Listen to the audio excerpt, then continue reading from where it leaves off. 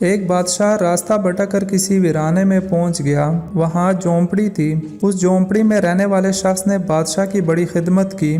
وہ غریب جانتا بھی نہیں تھا کہ یہ بادشاہ ہیں۔ مسافر سمجھ کر خدمت کی۔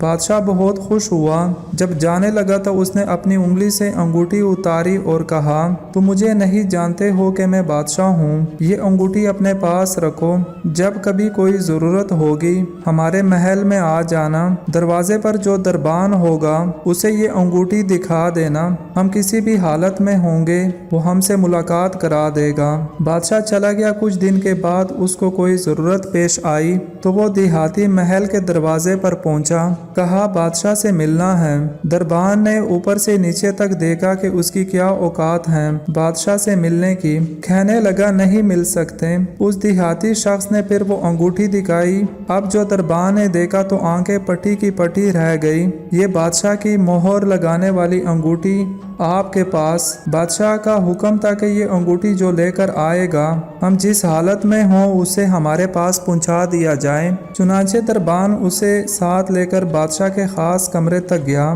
دروازہ کھلا ہوا تھا۔ اندر داخل ہوئے۔ اب یہ جو شخص وہاں چل کر آیا تھا اس کی نظر پڑی کہ بادشاہ نماز میں مشغول ہے۔